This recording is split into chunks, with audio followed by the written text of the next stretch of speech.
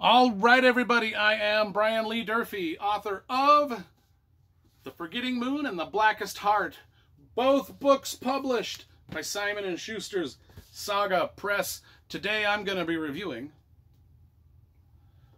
The Way of Spider, book number 2 in W. Michael Geer's magnificent Spider space opera trilogy. Book number 1 is The Warriors of Spider. I left a review of this book about a year ago on the channel. Now we are to The Way of Spider, book number 2, and we will be reviewing The Web of Spider down the road.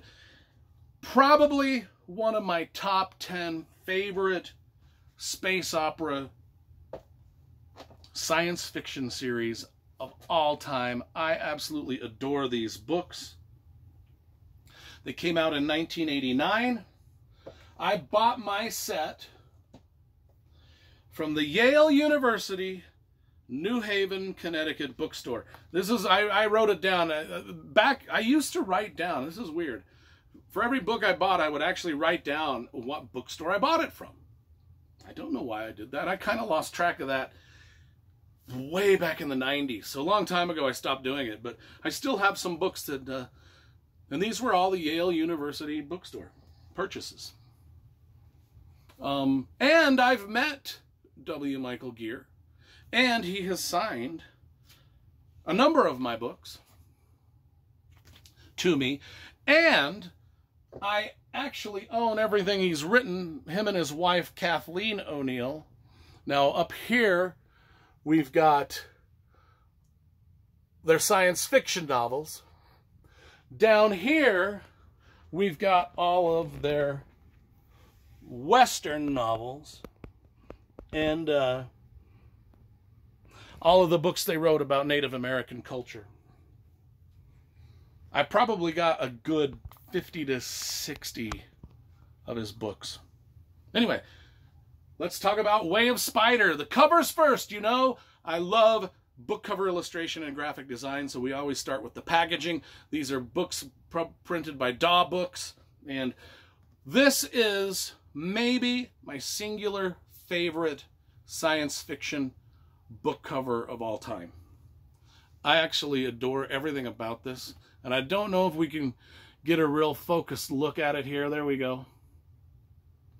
But we've got all of our main characters here, and you can just tell this is going to be a dynamite book by looking at these characters, like these old prophets, these starship fighter people, these guys with blasters. Then we wrap around and we get this great, all this cool stuff. Starships. Painting by San Julian. And he did all the covers. San Julian did all the covers. One of the great illustrators of the 80s and 90s and beyond. So, in book 1, if you want to watch my review of Warriors of Spider to get an idea of what book 1 is about, that's cool, do so. Way of Spider is book 2. We start with the Santos clan and the Spider clan, collectively known as the Romanans. They live on this planet. They are descendants of Earth. There was a big starship that crashed on this planet. The starship still exists, but in a crashed up state. It exists on the planet. And the Spider clan and the Santos clan are descendants of, you know, Aztecs, Arapaho Indians, but they were on this starship from Earth, and for whatever reason they crashed here on this planet called the Roma. I can't remember what the planet's called. Anyway, but they're all known as the Romanans, and they live on this planet in a very primitive state, other than they still do have some of the technologies from the ship, but they worship this god called Spider. Their enemies are the Soviets. It's got just this planet has a very Native American primitive feel to it. And there's these starships that find them. The directorate finds them. Starships. So then they're in a space battle. Now the space people are coming down to this primitive planet, and this all happens in book 1. They interact. Things happen, there's wars, battles, and now we've got some of the Spider clan and Santos clan that are on the spaceships fighting for the people that were originally their captors. And, you know, these people they've got the Native American names like John Smith Iron Eyes, Friday Yellowlegs. There's a red horse capture. I can't remember all of them, but they've all got kind of these type of names. The Spanish descendant ones have Garcia. They're just But then the people from outer space, Rita Sarza, Hans, what's his name? I can't remember. There's Ree, there's D, there's a bunch of them. And the interesting part of this, I've done a shit job of describing this book. Absolute shit. Oh, then there's prophets. The prophets actually can see into the future, but they don't tell people what they see. They just give people vague advice on what they see. So there's these prophets that can sort of, and the people from the spaceships are interested in these prophets. There's a space war, a lot of battles, a lot of coup taking. Red Many Coup, that's I think her name, Red Many Coup. Yeah, Red Many Coups, because they scalp their enemies. And this is shocking to the people from outer space and the starships, that these primitive warriors are scalping and taking coup. But then they're like, hey, that's kind of cool. So they start doing it. And anyway, there's a lot of honor, like battles and duels over honor. Like these people, they have, there's blood oaths that they take. And the honor is very important. And you don't dishonor someone. Otherwise you get called out and you have to duel. You have to fight, knife fight in a duel. And so then all these knife fights start taking place on these starships, because a lot of the characters take off in the starships because they want to go fight they think it's cool. This is new to them. It was as if you were to plop down a spaceship 300 years ago and show all the people that lived at that time. They'd probably be like, yeah, I'll go up in there and I want to see what's going on. I'd do it. I'd fight for the invading space people. I don't know. Let me read the back.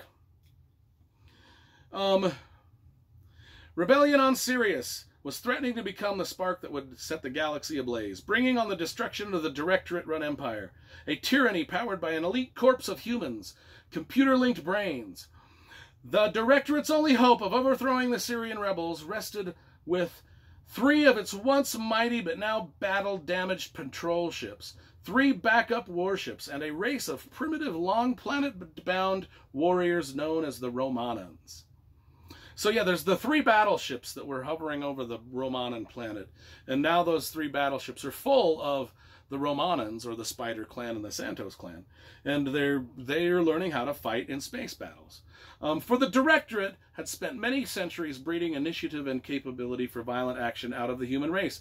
The only one, so anyway, the Directorate had basically turned everyone into a pacifist, and now they need actual warriors to fight their war, and that's why they're glad they found this planet full of ancient warriors. But would the Romanans willingly join the cause of the Starmen who had once attempted to destroy them?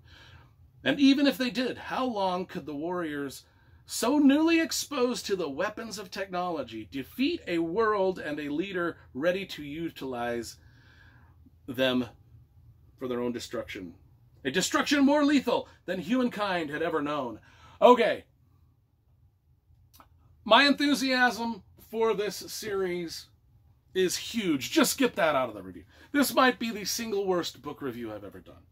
But just get my passion for these books is enormous. Each one of them is a 10 out of 10. Easily, easily. And I recommend everybody searching these out because they are just absolutely fantastic. And so I give The Way of Spiders, book number 2, a 10 out of 10, like I'm going to give all of them.